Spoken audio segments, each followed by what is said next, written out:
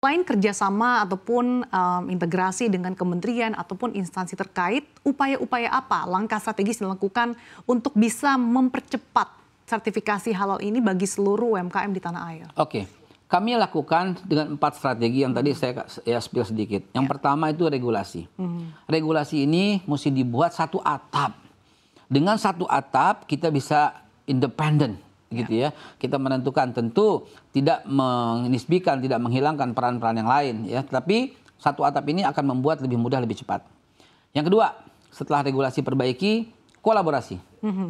Tadi saya spill sedikit tuh ya dengan kementerian, yang lainnya dengan pesantren, dengan yayasan, dengan sekolah, dengan kampus. Ini makin masif ya? Makin masif. Kita memerlukan 2 juta pendamping. Pendamping itu adalah gini, jadi kalau self declare itu harus ada pendampingan. Nah, pendamping itu akan kita perbanyak. Kalau umpamanya reguler harus ada auditor. Auditor itu akan kita perbanyak. Untuk menjadi auditor dan pendamping, kami melatih dan memberikan certified, authorized ya, certified, dan mereka bisa melakukan tugasnya di bawah lembaga pemeriksa halal di tempatnya masing-masing.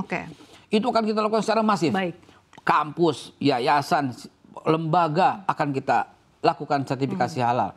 Lalu kemudian yang terakhir, yang paling penting yang sedang kami kembangkan, digitalisasi. Digitalisasi menjadi salah satu jalan ninja untuk bisa mendongkrak pendaftaran sertifikasi halal. Seberapa besar hal ini bisa mendongkrak pendaftaran sertifikasi halal dan juga bisa mendorong Indonesia menjadi nomor 1? Ditanya Sasa ini saya agak grogi, harus bagaimana menjawabnya sejujur-jujurnya. Tapi let's say nggak apa-apa, target kami itu adalah 10.000 sertifikat halal sehari. 10.000? 10.000 sertifikat halal sehari. Karena kita punya 108 pendamping, 108.000 pendamping, yang 15.000 diantaranya itu kami hubungi. Kami gencarkan. Jemput bola berarti untuk ya Pak? Jemput bola dan kami siapkan digitalisasinya. Seperti Sasa kalau mau naik ojek, saya akan lihat, oh kayak mau naik ojek nih, gitu kan, mau naik ojek nih. Masuk ke dalam sistem, lalu gojek-gojek di sekitarnya kan akan muncul ting ting ting ting ting ting gitu kan. Nah, begitu juga kami akan ciptakan, dan kami sedang proses seperti itu. Saya pedagang somai, saya punya restoran somai, saya mau daftar. Begitu daftar, maka para pendamping yang ada di sekitarnya akan jemput bola untuk mendatangi dan melakukan pendampingan proses halal. Seperti itu. Jadi nggak ada lagi kata ribet ya Pak ya? Nggak ada kata ribet. Just wait. We will produce. Rencananya kapan Pak?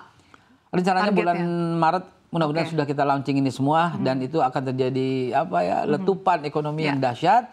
Yang dimana semuanya akan menjadi halal. Dan saya akan tampilkan ibu-ibu dari Sukabumi, dari Cianjur, yang karena label halal itu, dia bisa mengekspor produknya. Sampai kontainer-kontainer. Kami sudah kumpulkan semua data itu, dan dia akan menjadikan contoh, ikon, dan menjadi ambasador halal. Ini loh contohnya saya bilang. Ini pelaku ibu-ibu ini, dia cuma usaha biasa di rumah tangga, tadinya ditolak-tolak, sekarang bisa nembus pasar internasional. Artinya bisa meningkatkan value, added value juga ya Pak ternyata? Itulah yang saya katakan. Jadi pertumbuhan ekonomi kita bisa digenjot, dan sekurangnya halal berkontribusi untuk mencapai 8% itu. Terkait dengan yang tadi Anda katakan bahwa ada contoh yang menjadi bukti nyata bahwa dengan memiliki sertifikasi halal bisa meningkatkan nilai tambah atau daya saing, nilai tambah, daya saing. Bahkan bisa mengurangi kesenjangan ya Pak. Dan tadi bisa bahkan go global. Tapi kalau kita berbicara secara global, bagaimana sih tren produk halal secara global saat ini? Baik, begini. Saya setiap hari kedatangan duta besar atau wakilnya atau utusan dari luar negeri. Setiap hari pasti ada. Hari ini ada, tadi sebelum kesini ada. Apa yang mereka katakan? Kami ingin berkontribusi dan kami sudah berkontribusi. Kok saya bilang sebegitu semangatnya ya?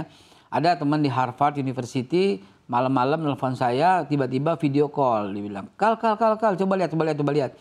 Antrian makanan di restoran halal di Harvard aja itu antri. Sementara yang non halal nggak ada antrian. Saya bilang, kok bisa gitu ya? Iya, karena kata mereka halal is clean. Ini yang saya mau sampaikan. Ini yang harus menjadi tren. Halal is lifestyle. Halal is clean.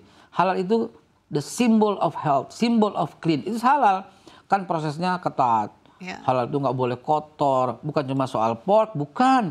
Halal itu halal dan baik itu halal thayyiban ya. Itu mesti bersihnya kayak apa, tidak boleh alat bekasnya kayak apa. Jadi Di Korea ada kemarin datang ke tempat kami one of the biggest pharmaceutical company ya Korea namanya itu ya Busan. Itu datang ke kami dan mengatakan begini. Menurut survei dia bilang kenapa Bapak itu kok sebegitu dahsyatnya gitu dengan Korea, dan Korea berjanji 2026 semua makanan dan kosmetik yang keluar dari Korea itu adalah halal. Saya bilang how can, kenapa? Survei dia apa K-pop ya, K-pop itu bersurvei, ternyata 95% kalau saya tidak salah 95, sekian persen menyatakan makanan yang dipilih halal, which is dia not Muslim gitu loh. Kenapa? Karena kata dia halal is double clean. Jadi global dunia itu sekarang tuh preferensi dan mindsetnya sudah berubah. Mereka tuh pengen halal, dan halal itu bukan monopoli Islam semata, halal for everybody. Maka kemarin kita sampaikan marketingkan ini halal untuk kita semua, halal untuk kita semua. Yang penting halal.